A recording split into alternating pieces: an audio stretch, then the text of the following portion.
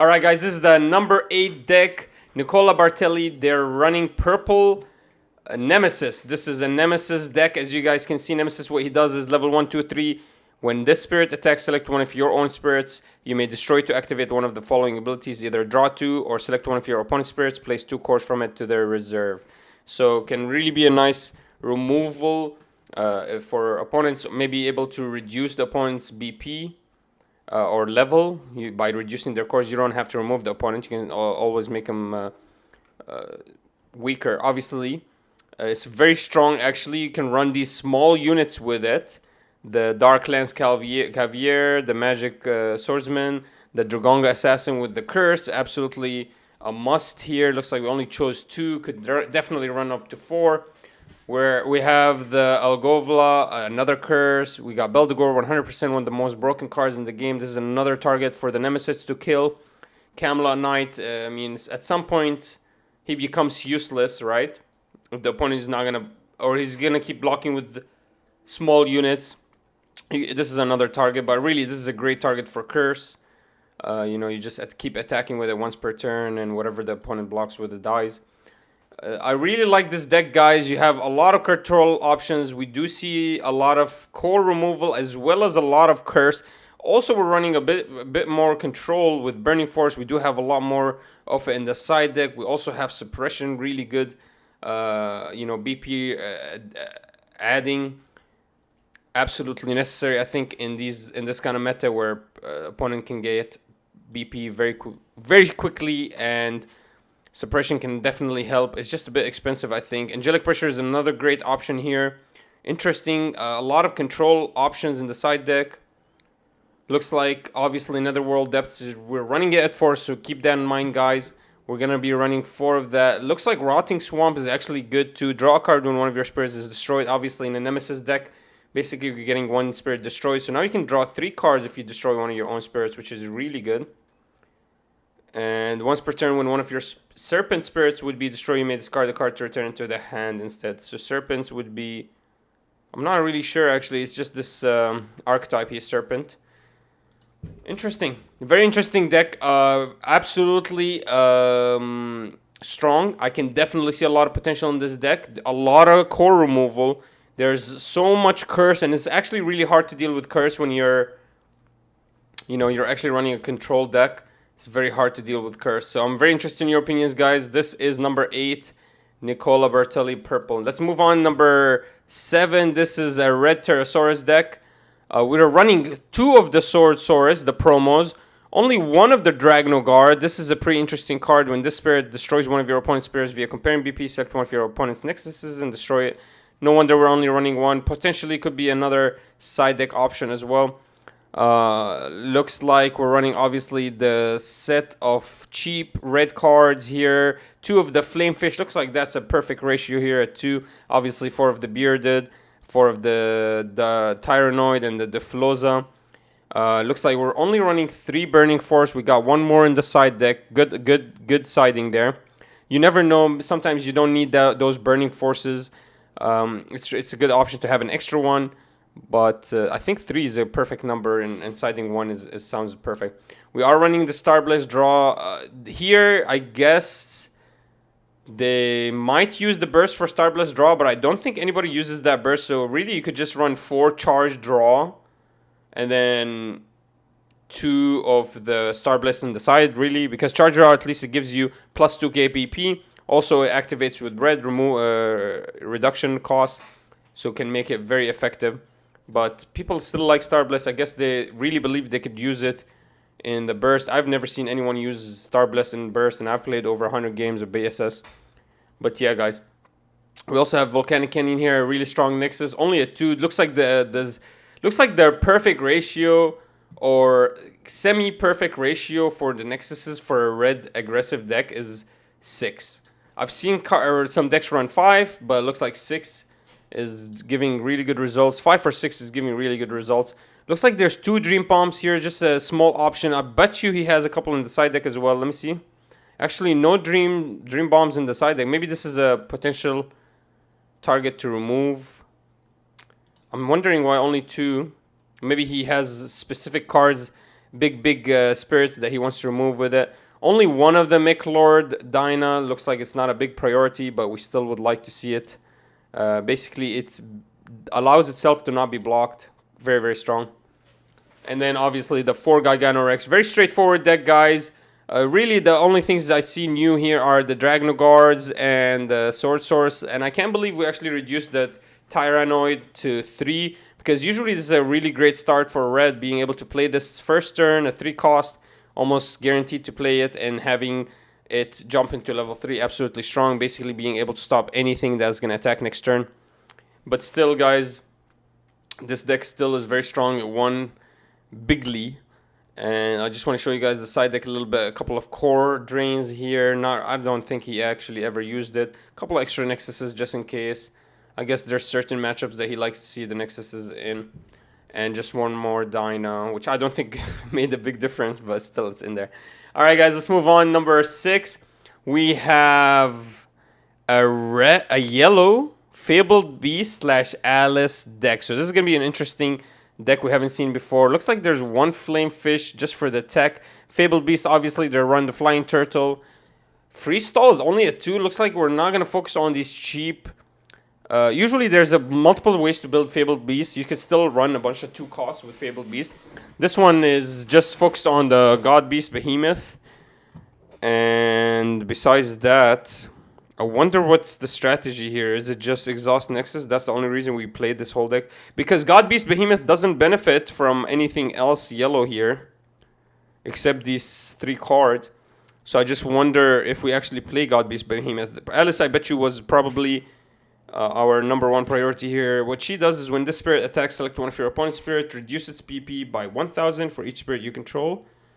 If you control 3 or more spirits, when the spirit would be destroyed, you may place a core from the void onto it to keep it on the field exhausted instead. So yeah, it looks like maybe instead of going for more of a attacking with his own units and killing them so he can get stronger and be able to get God Beast Behemoth even though everything is in his trash. Instead, he went with an option where, you know, he would have a bigger field, a wider field, and a little bit more control on the opponent. Looks like it paid off really well, guys. Learn a little bit from this deck. Get inspired. This really interesting deck. I've never seen anything like this before. Running 2 Suppression, 2 Dream Bombs. Dream Bomb and Suppression absolutely strong. We're seeing it in mostly every single deck. Also, 1 Counter Sword. I wonder if this would have been better as a Dream Bomb. I don't think it was effective in any way. Also, we're running 1 more Flame Fish and a couple of Core Theft and Core Drains. It looks like Core Drain and Core Theft is a nice side card. So think about that, boys. And also, we got some draw in the side, which means we have no draw in the main deck.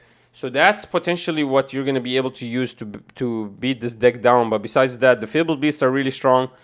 They have Bless, so they can place cores from the Void into the life.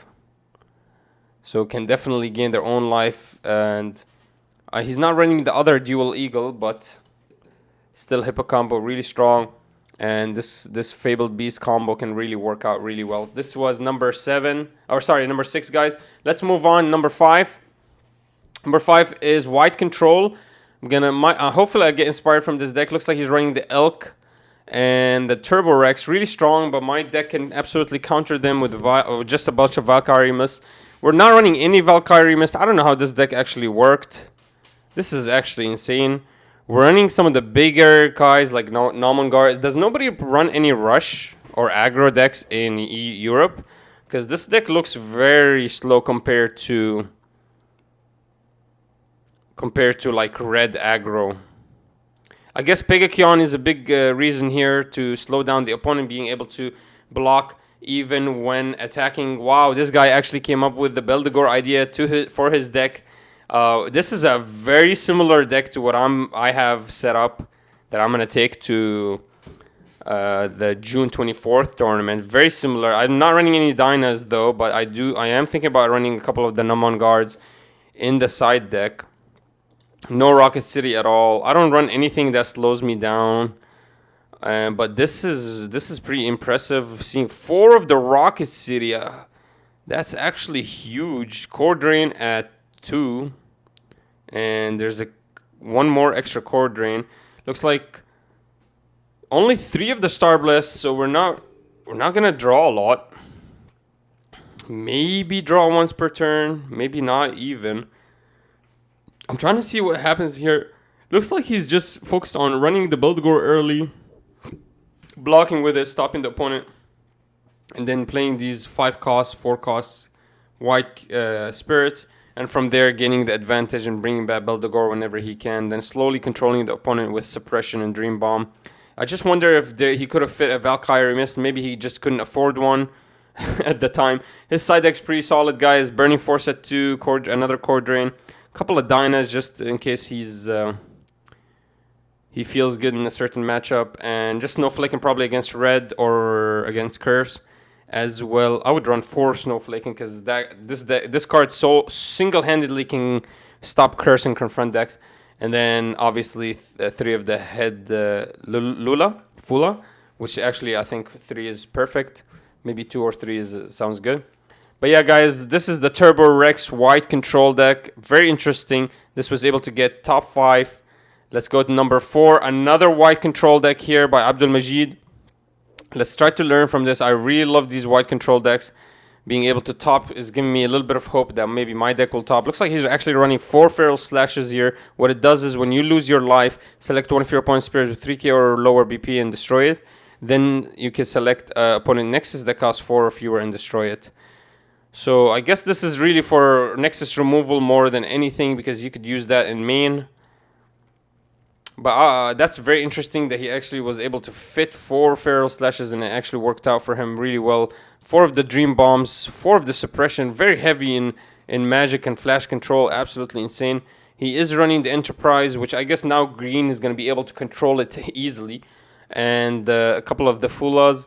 Pegakion is a big priority here. He is running the Lyomail, which I thought was useless, because think about it, guys. You have to block a big guy to return one of the opponent's spirits, and the big guy could kill this blocker, so it just kind of doesn't pay off in the end. And I like the gray Garmer at 4. I think that red and white armor is actually really beneficial. I just believe he's a little bit expensive, but I really like that he can call out a Beldegor, so this could be definitely something in my deck. Buffalong Bill, only 2 off, very interesting. I would at least run a couple more. Elk. What does Elk even do when this spirit blocks during this turn? The spirit cannot be destroyed by your opponent's destruction effects or as a result of battle, and it cannot have its cores removed. So when it blocks, this spirit cannot be destroyed. So it just blocks and the spirit cannot be destroyed. If you did not lose life this turn, place 1 core from your opponent's life trash, destruction effects, or as a result of battle, and it cannot have its cores removed by your opponent. Actually really nice. I'm actually really interested in this. I think a couple of these in the side deck could really pay off, maybe against Curse. Very interesting. No wonder 3 paid off for him.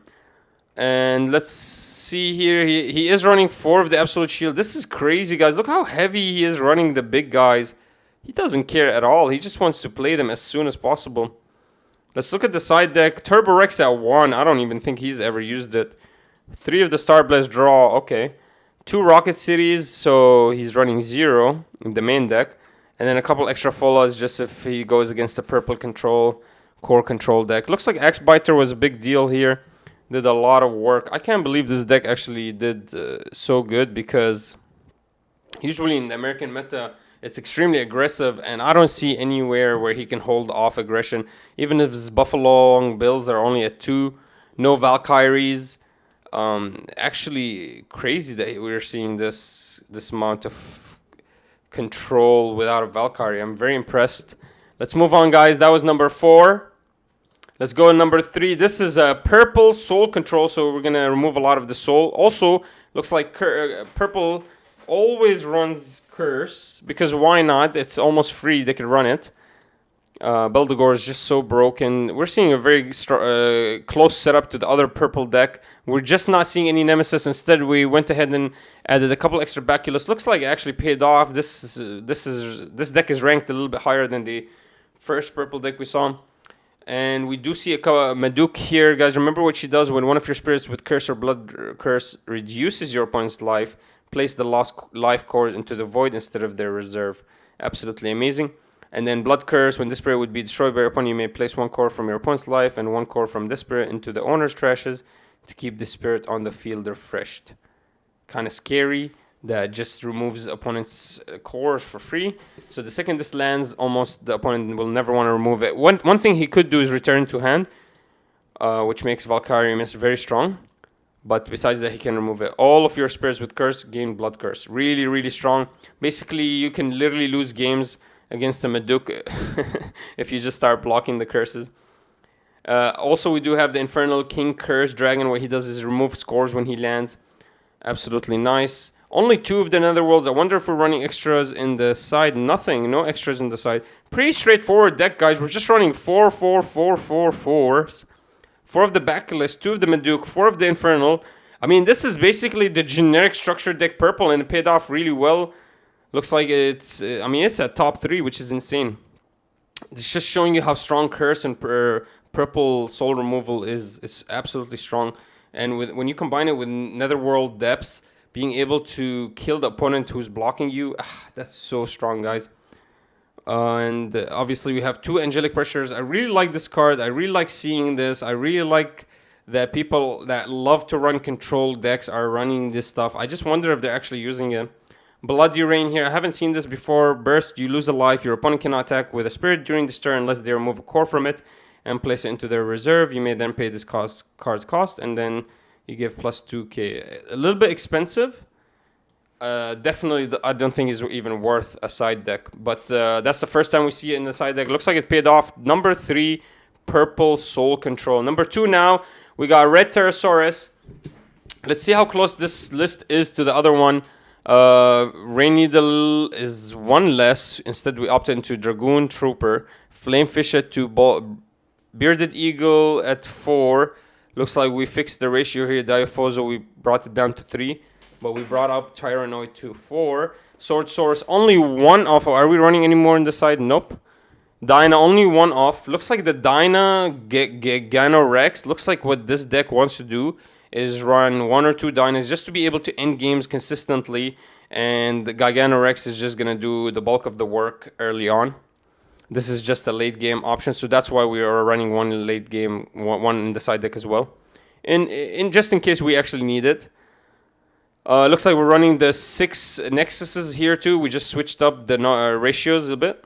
4 Absolute Shears, 3 Star Blast, no more. That's all we needed.